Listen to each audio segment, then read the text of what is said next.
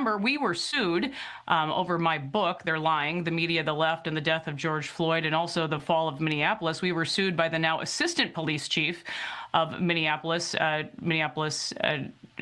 Assistant Chief Katie Blackwell, but she says that we defamed her by using her public testimony in Derek Chauvin's state trial.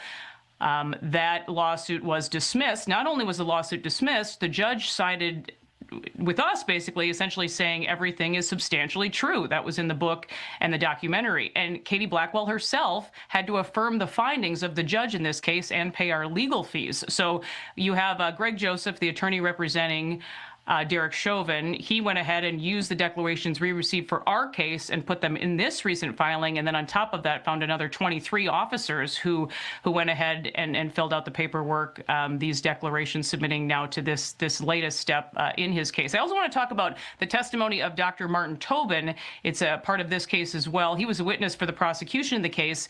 His testimony is at odds, Joseph says in this filing, with the methods used by the medical examiner, Dr. Andrew Baker. You heard Charlie Kirk talk about that, but Dr. Baker is the only doctor who conducted an actual autopsy of George Floyd. I don't think people still know that to this day. So the prosecution called other expert witnesses first, but then called Dr. Baker to testify, I believe, fifth in line after them. And as explained in the petition, the state knew all of this, and the only logical reason to bring in additional experts to contradict these findings is because prosecutors knew that Baker's findings alone would not get them beyond the reasonable doubt they needed to convict Chauvin. That is in the filing itself.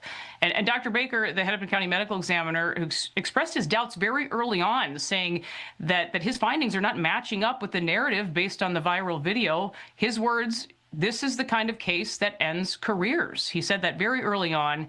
And he also told prosecutors just days after he conducted the autopsy, you'll see his words, it's all in the book and in the documentary as well, "If George Floyd would have been found anywhere else, this would be called a drug overdose." Again, this is from the man, the only person who has actually done an autopsy on George Floyd. And Joseph explained in the petition how the prosecution relied on video still frames to tell this single story.